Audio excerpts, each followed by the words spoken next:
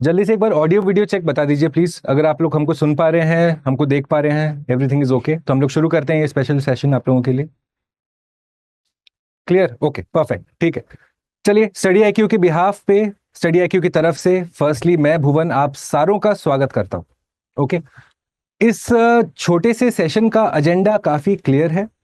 पहले दो तीन चीजें हम आपको समझाने की कोशिश करेंगे जो इंपॉर्टेंट हैं आपके एग्जामिनेशन के पर्सपेक्टिव से। उसके बाद आपके मन में जो भी प्रश्न होगा रिगार्डिंग योर प्रिपरेशन, ओके, पहले तो मैं ये मान के चल रहा हूं कि आप में से जितने सारे स्टूडेंट्स आज जुड़े हैं वो 2026 में सिविल सर्विसेज एग्जामिनेशन के लिए अपीयर करेंगे। Okay, that is my expectation. तो सबसे पहले before we begin the discussion, देखिए आपके सिविल सर्विसेज का जो प्रिपरेशन है ना, ये समझिए कि कैसे ये स्कूल या कॉलेज की पढ़ाई से अलग है, पहले वो समझिए। फॉर एग्जाम्पल, स्कूल कॉलेज में हम लोग किसी कॉन्सेप्ट को गहराई से नहीं समझते हैं। बहुत कम ऐसे टॉपिक्स होंगे या कॉन्सेप्ट्स या थीम्स होंगे जो बहुत गहराई से हम लोग समझते हैं, है कि नहीं? हम लोग एक नोट्स मिला, उस नोट्स को पढ़ लिया, उसके बाद उसी को रिपीट कर दिया, रिगर्जिटेट कर दिया, करेक्ट। पर सिविल सर्विसेज के एग्जामिनेशन में स्पेशली जब आप बात करते हैं जो डायनामिक सब्जेक्ट्स हैं आपके प्रिपरेशन में, ठीक है, जो बिग फोर हम लोग कहते हैं ना, आपके पूरे प्रिपरेशन में चार ऐसे सब्जेक्ट्स हैं जिनकी महत्ता थोड़ी ज्यादा है। फॉर एग्जाम्पल, एक है ज्योग्राफी, उसके बाद है इन्वायरमेंट। और स्टडी आईक्यू के पी2आई क्लासेस में हम हमेशा ये बात कहते हैं कि रणभूमि में जाने से पहले भगवानों को भी, देवों को भी अपना शस्त्र पता रहता था कि हम कौन सा यूज करेंगे। सिमिलरली आपको भी आपके प्रीलिम्स में जाने से पहले या मेंस में जाने से पहले ये पता होना चाहिए कि आपके फेवरेट सब्जेक्ट्स क्या हैं। तो उसमें बड़ा लॉजिकल बनता है कि आप ज्योग्राफी और इन्वायरमेंट को चूज करिए, क्योंकि आपके प्रीलिम्स में आपके इंडियन फॉरेस्ट सर्विस के कैंडिडेट्स का भी सिलेक्शन होना है। तो geography environment by and large अगर आप नोटिस करेंगे, 33% ऑफ योर प्रीलिम्स पेपर ये आता है ज्योग्राफी और इन्वायरमेंट से, हर साल। ठीक है, ये थोड़ा सा चेंज होगा, 21-20 का, 19-20 का फर्क हो सकता है, पर 33% के आसपास आप सेफली एक्सपेक्ट कर सकते हैं। इसका मतलब क्या है कि हमें इन दोनों सब्जेक्ट्स को थोड़ा स्पेशल अटेंशन देना है। कैसे देना है? तो वहां पे एक कॉन्सेप्ट जो आज मैं आप लोग के साथ डिस्कस करना चाहता हूं, द कॉन्सेप्ट ऑफ इंटरलिंकिंग। हाँ, ये इंटरलिंकिंग आखिर चीज क्या है, जैसे हम इस कॉन्सेप्ट के थ्रू मैक्सिमम यूटिलाइजेशन ला सके, मैक्सिमम मार्क्स ला सके प्रीलिम्स एग्जामिनेशन में। ओके, ठीक है, I hope everything is okay, no one is facing any problems. ठीक है, चलिए एक सिंपल सा कॉन्सेप्ट के थ्रू मैं आपको समझाने की कोशिश करता हूं पहले। ऑलराइट, ये जो आप देख रहे हैं ना मेरे पीछे, एक सिंपल सा कॉन्सेप्ट समझिए पहले, फिर मैं आपको बताऊंगा कैसे इसका यूटिलाइजेशन होता है। ये जो है हमारा सोलर रेडिएशन का एक सिंपल सा डायग्राम आपको हम दिखा रहे हैं, जहां पे हमारा सोलर रेडिएशन आ रहा है और उसके बाद रिफ्लेक्ट होके जा रहा है। ओके, अब आप देखेंगे कि हमारे इक्वेटर के आसपास, यानी कि 0 डिग्रीज के आसपास गर्मी बहुत होती है। अब गर्मी होती है तो आपका क्लाउड फॉर्मेशन होता है। क्लाउड फॉर्मेशन होता है तो वहां पे डेली 2 या 3 या 4 बजे के लगभग शाम को रेनफॉल होगी, जिसको कि आपके एनसीईआरटी के किताबों में 2 o'clock रेनफॉल के नाम से कहा गया है। तो ये क्यों हो रहा है? क्योंकि गर्म हवा जिसका घनत्व कम है वो धीरे धीरे राइज करेगा, ठंडा होगा, बादल बनाएगा, बादल से रेनफॉल होंगे। तो ये जो पार्ट हुआ ना फ्रेंड्स, ये हुआ आपके ज्योग्राफी का syllabus. This is the part of your geography syllabus. अब इंटरलिंकिंग, ठीक है, ध्यान से सुनिए फ्रेंड्स, इंटरलिंकिंग कैसे किया जाता है।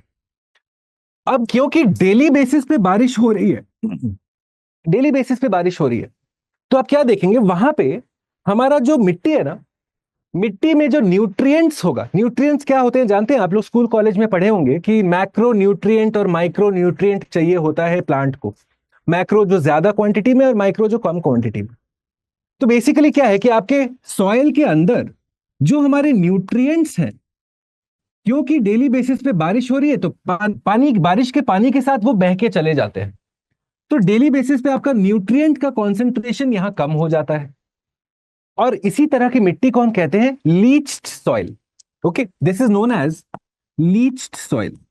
मैं आपको ये क्यों बता रहा हूं? क्योंकि एक एग्जाम्पल के थ्रू समझिए इंटरलिंकिंग होता क्या है। तो कॉज क्या था? डेली रेनफॉल होना इक्वेटोरियल एरियाज में। उसके चलते क्या होता है? सॉइल का न्यूट्रिएंट अवेलेबिलिटी, न्यूट्रिएंट जो कॉन्सेंट्रेशन है वो कम हो रहा है, और उस सॉइल को हम कहते हैं लीच्ड सॉइल। आप जानते हैं, फॉर एग्जाम्पल, क्या आप अग्री करेंगे दोस्तों, हमको एक बार चैट बॉक्स पे बताना कि अगर इस मिट्टी में डेली न्यूट्रिएंट की अवेलेबिलिटी कम हो रही है, तो क्या मैं कह सकता हूं कि आज के टाइम अगर हम यहां जंगल काट दें, फिर से अगर हमको इस जगह पे जंगल उगाना हो, तो हमें ज्यादा टाइम लगेगा? क्या मैं सही हूं? मुझे बताइए। क्योंकि डेली बेसिस पे न्यूट्रिएंट कम होते जा रहे हैं, तो हमें ज्यादा टाइम लगेगा, है कि नहीं? इसीलिए जानते हैं, ब्राजील में अमेजॉन रेन फॉरेस्ट, वैसे तो हमारे किताब कहते हैं कि they are lungs of the earth, बड़ा सही विवरण है उनका, yes they are the lungs of the earth. पर आप जानते हैं क्यों कहा जाता है कि अमेजॉन रेन फॉरेस्ट को मत काटिए? क्योंकि आज अब वहां जंगल काट दीजिएगा, कल के दिन अगर आपको फिर से यहां पे जंगल उगाना हो तो ज्यादा टाइम लग जाएगा। क्यों? क्योंकि न्यूट्रिएंट का अवेलेबिलिटी कम होता जा रहा है, क्योंकि ज्योग्राफी वहां का ये बताता है कि डेली 2 बजे रेनफॉल होगी, 2, 3, 4 बजे जो भी, पर रेनफॉल होगी। समझे ज्योग्राफी के कॉन्सेप्ट को कैसे हमने लिंक किया एनवायरनमेंट के साथ? और यही यूपीएससी भी आपसे चाहता है। ये काफी दफा किसी स्टूडेंट को 1, 2, 3, 4 अटेम्प्ट हो जाए, पर ये समझ में नहीं आता कि क्या है इंटरलिंकिंग। और यूपीएससी ये पहले दिन से आपसे एक्सपेक्ट करता है कि आप एटलीस्ट पढ़ाई इस शैली में कीजिए। चलिए, जब आपने ये कॉन्सेप्ट समझ लिया ना दोस्तों, let's look at a simple question for you now. I want you to answer this. जो सारे स्टूडेंट्स हमारे साथ जुड़े हैं, एक बार सवाल देखिए। If a tropical rain forest is removed, it does not regenerate quickly as compare to a tropical deciduous forest. Deciduous मतलब जहां पतझड़ होते हैं। तो अगर ट्रॉपिकल रेन फॉरेस्ट को आप काट दोगे, उसको ज्यादा टाइम लगेगा ग्रो करने में। क्यों? What are the reasons? पहला, the soil of the rain forest is deficient in nutrients. दूसरा, propagules of the trees in a rain forest are poor viability. तीसरा, rain forest are slow growing. चौथा, exotic species invade the fertile soil. क्या होगा इसका answer friends? जो concept हमने आपको भी समझाया, डेली बारिश हो रही है, न्यूट्रिएंट्स घटते जा रहे हैं, न्यूट्रिएंट्स घटेंगे, अगर आप जंगल काटोगे, वहां पे उसी तरह का जंगल उगने में लग जाएगा लंबा समय। क्या मैं कह सकता हूं ए है इसका आंसर? क्लास हमको बताइए एक बार, जो सारे स्टूडेंट्स जुड़े हो। आप जानते हो, आप लोगों ने अभी जो 10 मिनट के अंदर अंदर सीखा ये कॉन्सेप्ट, इस कॉन्सेप्ट पे लीचिंग का जो कॉन्सेप्ट है रेन फॉरेस्ट के साथ इन्होंने जो एसोसिएट किया है, इस पे यूपीएससी ने ना सिर्फ साल 2011 पर मल्टीपल इयर्स इसी कॉन्सेप्ट पे सवाल पूछा है। जो सारे हमारे स्टूडेंट्स ऑलरेडी हमारे साथ जुड़े हुए उनको पता होगा, पर जो नए स्टूडेंट्स जुड़े हैं, this is what I want you to appreciate. Geography को अलग करके नहीं पढ़ना है एनवायरनमेंट के साथ, एक स्ट्रैटेजी के साथ बढ़ना है आपको। अब मुद्दा उठता है कि ये इंटरलिंकिंग के साथ साथ हम कैसे प्रिपेयर करें अपने पढ़ाई को कि हम डिफरेंट डिफरेंट सब्जेक्ट्स का इंटरलिंकिंग समझ पाए। Right? How do you go about it? क्योंकि बड़ा क्रिटिकल सवाल है ये। फॉर एग्जाम्पल, चलिए मैं एक और चीज आपको बतलाता हूं कि हमारे जीएस के क्लासेस में एक कॉन्सेप्ट हम हमेशा स्टूडेंट को बतलाते हैं, पेस्टल टेक्निक के बारे में। सुने हैं आप लोग? जो फ्रेशर से हमको बताइए तो, कभी सुने हैं पेस्टल टेक्निक के बारे में? कि किसी भी कॉन्सेप्ट का अलग अलग एंगल निकालो।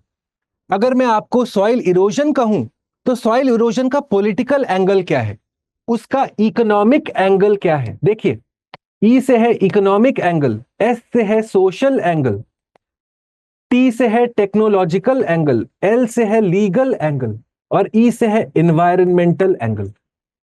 जानते हैं इसको कहते हैं पेस्टल टेक्निक। और दुर्भाग्य की बात यह है दोस्तों कि आप में से काफी लोग इस टेक्निक को अपना मेंस लिखने के पहले तक आप अप्लाई नहीं करेंगे। आप में से काफी लोग जब पहली दफा मेंस लिखेंगे, तब आपको जाके पता चलेगा कि अच्छा भाई ये होता है पेस्टल टेक्निक, कि किसी भी टॉपिक के मल्टीपल एंगल्स हम आइडेंटिफाई करें। फॉर एग्जाम्पल, चलो सॉइल इरोजन की अगर हम बात करें,